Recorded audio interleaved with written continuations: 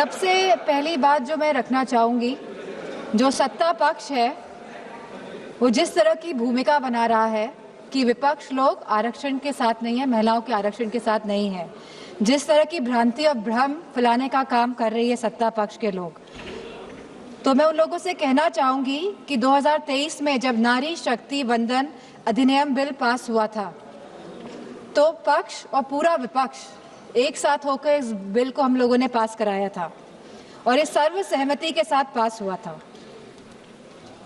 लेकिन जो ये अब संशोधन लाया जा रहा है, तो आखिरकार सरकार क्या चाहती है? क्या सरकार वाकई में महिलाओं का सशक्तिकरण चाहती है या इस विधेयक को लाकर, इस संशोधन को लाकर वो खुद के सशक्तिकरण के तरफ काम कर रही है? जब 2023 में विधेयक आया था तब स्पष्ट रूप से लिखा गया था कि जनगणना होगी और समाजवादी पार्टी का ये पक्ष था कि जातिगत जनगणना हो। और कल होम मिनिस्टर साहब ने भी ये बात कही है कि जनगणना कराएंगे, अभी वो घरों की गिनती कर रहे हैं, पिछले 3 सालों में खाली वो घरों की गिनती कर पाए हैं। तो जनगणना होगी, जातिगत जनगणना होगी, उसके बाद परिसीमन होगा और आरक्षण लागू होगा। तो सभी लोग इस बात से सहमत थे। लेकिन 2024 में जब भारतीय जनता पार्टी की सरकार आई और पूर्ण बहुमत की सरकार नहीं पा पाई, सहयोगों के साथ लाई गई ये सरकार, जब ये सरकार आई तो 2024 में ही आपने जनगणना क्यों नहीं शुरू कराई? हमारा सवाल ये है।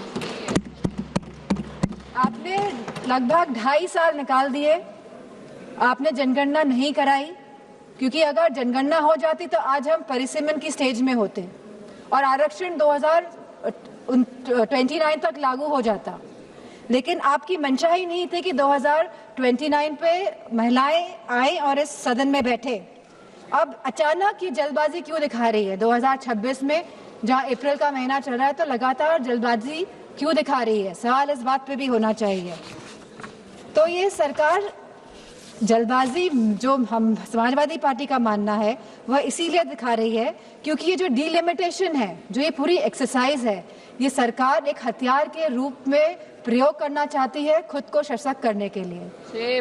हमने देखा कि कल गोगो हमारे सांसद कांग्रेस के, उन्होंने कहा कि किस तरह आसाम में डिलिमिटेशन कमीशन का प्रयोग ना होकर किस तरह वहां पे चुनाव आयोग जाके परिसीमन कर रहा है और जिस तरह से पूरी प्रक्रिया को अंजाम दिया और जो सेंसस यूज हुए उसमें वो 2011 के इस्तेमाल हुए। तो कहीं ना कहीं ये बहुत बड़ा प्रश्न चिन्ह उठाता है सरकार पे कि सरकार आखिरकार संविधान में संशोधन क्यों ला रही है, ये संविधान को क्यों बदलना चाहती है, ये क्यों चाहती है कि हमारा संविधान कमजोर हो और सरकार हमेशा सत्ता में बनी रहे। हमारे संस्थापक आदरणीय श्रद्धेय नेताजी ने जब उत्तर प्रदेश में पहली बार महिला आरक्षण लागू किया पंचायती राज में, तब जहां SC/ST महिलाओं को आरक्षण मिला, वही हमारी OBC महिलाओं को भी आरक्षण मिला और हमारी जनरल कैटेगरी की महिलाओं को भी आरक्षण मिला। अब समाजवादी पार्टी चाहती है कि इस आरक्षण में हमारी अल्पसंख्यक महिलाओं को भी आरक्षण मिले। आप क्यों आधी आबादी में बंटवारा करना चाहते हैं? आप क्यों नहीं चाहते हैं कि महिलाएं आगे बढ़े, हर वर्ग की, हर समाज की, हर धर्म की महिलाएं आगे बढ़े? आज हमारी यह मांग है कि आप OBC महिलाओं को भी आरक्षण दें और हमारी अल्पसंख्यक महिलाओं को भी आरक्षण दें। अल्पसंख्यक महिलाओं से तो किसी तरह का द्वेष, किसी तरह की चिढ़ है सामने बैठे हुए लोगों को, लेकिन मुझे पूरा भरोसा है कि जो हमारे यूपी के सांसद हैं भारतीय जनता पार्टी के, वो OBC महिलाओं के लिए मना नहीं करेंगे। तो वाकई में अगर आपको संशोधन लाना था, अगर आपको कॉन्स्टिट्यूशनल अमेंडमेंट करना था, तो आप इस बात का अमेंडमेंट करते कि आप OBC महिलाओं को आरक्षण देने का काम करेंगे। आज जब आप अल्पमत में दिखाई दे रहे हैं, क्योंकि आप जानते हैं कि आपका जो वोट है वो खिसकता जा रहा है कहीं ना कहीं, तो आप इस तरह का भ्रम फैलाने के लिए ये संशोधन बिल लेकर आए हैं, क्योंकि आपका केवल एक ही लक्ष्य है कि जो डेटा, जो कास्ट सेंसस का डेटा, जो जातिगत जनगणना का जो डेटा आएगा, जिससे सबकी भागीदारी सुनिश्चित होगी, निश्चित होगी। आप इससे भागना चाह रहे हैं और आप डीलिमिटेशन की प्रक्रिया से इसीलिए सेंसस को हटाना चाहते हैं या 20 या 25 साल के सेंसस का आप प्रयोग करना चाहते हैं।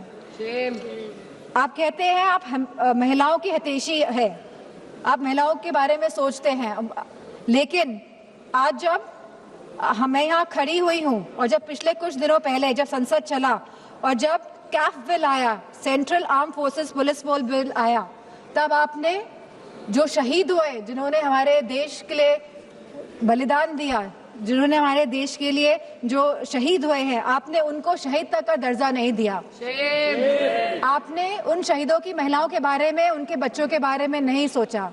आज जब ये आप विधेयक लेके आ रहे हैं तो हमारी मांग है कि उन महिलाओं के सम्मान के लिए आप उन शहीद जवानों को शहीद का दर्जा दें और साथ में आप उन्हें पेंशन देने का भी कार्य करें। अब जब महिलाओं की बात हो रही है तो आंगनवाड़ियों को क्यों छोड़ रहे हैं आप आंगनवाड़ियों को भी, जो इतने साल से संघर्ष कर रही है, जो गांव-गांव में संघर्ष कर रही है, आप उनको भी उनका मानदेय बढ़ाने का कार्य करें। जहां आप सब वाकई में चाहते हैं अगर महिलाएं सशक्त बने तो आप उनकी शिक्षा में ध्यान दीजिए। अध्यक्ष महोदय, यूपी में तो गांव-गांव में स्कूल बंद किए जा रहे हैं, प्राइमरी स्कूल्स को बंद किया जा रहा है बिना कुछ सोचे, बिना कुछ समझे। और स्वास्थ्य के जो हालात हैं और जो पोषण की जो व्यवस्था है उत्तर प्रदेश में, मैं समझती हूँ पूरी तरह से उत्तर प्रदेश की व्यवस्था ध्वस्त है। और सुरक्षा और महिलाओं के सम्मान की तो बात क्या ही करी जाए। हमने देखा है जिस तरह हाथरस कांड हुआ, जिस तरह भारतीय जनता पार्टी के जो एमएलए सेगर जी का जो पूरा कांड हुआ, और लगातार जो उत्तराखंड में कांड हुआ, जब हमारे सांसद ने एक कविता कह दी तब तो विपक्ष दल की सब सांसदें खड़ी हो गई, उनका विरोध करने लगी, भरपूर तरीके से इन लोगों ने विरोध किया। लेकिन जब मणिपुर की घटना हुई तो कोई भी भारतीय जनता पार्टी की महिला सांसद खड़ी नहीं हुई। जब उत्तराखंड में 19 साल की लड़की को मार दिया गया, अंकिता भंडारी को, तब भारतीय जनता पार्टी की कोई भी महिला सांसद खड़ी नहीं हुई। पुरुषों से तो हमें उपेक्षा नहीं है, लेकिन कम से कम महिलाओं से तो हम ये उम्मीद करते हैं कि वो एटलीस्ट महिलाओं के लिए तो खड़ी हों। मैं जो ये मोह में है, सत्ता के जो मोह हो गया है भारतीय जनता पार्टी को, जो छोड़ना नहीं चाहते हैं और जिस तरह से डिलिमिटेशन लाना चाहते हैं, जिस तरह से जातिगत जनगणना नहीं कराना चाहते हैं, जिस तरह से ये लोग चाहते हैं कि सत्ता में बने रहे लेकिन गरीबों को, पिछड़ों को, दलितों को उनका हक, सम्मान, अधिकार नहीं दे, तो मैं कहना चाहती हूँ, क्योंकि कल प्राइम मिनिस्टर जी ने जिक्र किया था कि जब 2023 में ये बिल आया था सबने साथ दिया था और तब साथ देने पे भी उनकी सरकार आई, लेकिन वो ये ना भूलें कि जब 2023 में बिल पास हुआ था, 2024 में इनकी सरकार आई थी, तो पहले पूर्ण बहुमत की सरकार थी और अभी कौन सी सरकार है? अभी सहयोगियों के साथ इनकी सरकार बनी हुई है और अब दोबारा ये बिल लेके आ रहे हैं एक भ्रम फैलाने के लिए, एक इस तरह की भूमिका बनाने के लिए। लेकिन अब जब 2029 में जब चुनाव दोबारा आएंगे तो मेरा पूरा मानना है कि भारतीय जनता पार्टी की सरकार जाने वाली है। और गारंटी की बात की जा रही थी कल, गारंटी, ये तो समय बताएगा। ये तो गारंटी की बात कर रहे थे। बताइए, आपने गारंटी नहीं दी थी कि आप आय दुगनी करेंगे हमारे किसान भाइयों की? क्या आपने गारंटी नहीं दी थी आप 1 पेंशन लेकर आएंगे हमारे नौजवानों के लिए जो शहीद होते हैं?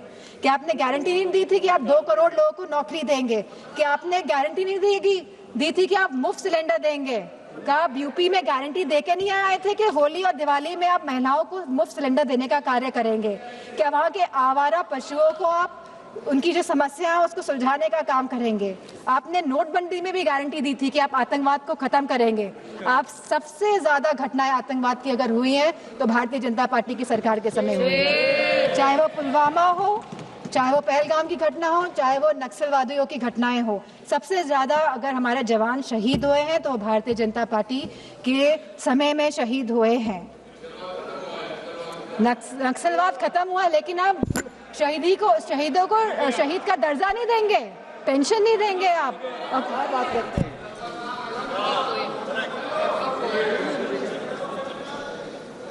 तो मैं केवल ये बात कहना चाहती हूँ कि बचपन में हम सब ने कहानी सुनी थी रेड राइडिंग हुड की, सब बच्चों ने सुनी है। हम आज भी अपने जहन में रखते हैं कि किस तरह एक नन्ही सी बच्ची जो अपनी दादी माँ से मिलने जाती है, बहुत खुशी के साथ वो जाती है, वो जंगल में भटक जाती है, उसे घर पहुँचने में दादी माँ के रात हो जाती है। और जब लड़की पहुँचती है तो हम सभी जानते हैं कि दादी माँ तो वहाँ नहीं होती है, लेकिन वहाँ पे कौन होता है, तो ये हम सभी जानते हैं। तो ये जो सरकार है, ये डिलिमिटेशन का जो मुखौटा, जो ये आरक्षण का, महिला आरक्षण का जो मुखौटा पहने हुए है कि यह महिलाओं को आरक्षण देने का कार्य करे, लेकिन वाकई में ये डिलिमिटेशन के प्रयोग से अपने आप को सशक्त करने की बात कर रहे हैं। ये चाहते हैं कि सत्ता में बने रहें, ये नहीं चाहते कि जातिगत गणना हो, ये नहीं चाहते कि हमारी दलित, ओबीसी माताओं बहनों को, हमारी अल्पसंख्यक बहनों को आरक्षण मिले, वो आगे बढ़े। इन्हीं शब्दों के साथ मैं अपनी बात को समाप्त करती हूँ। धन्यवाद।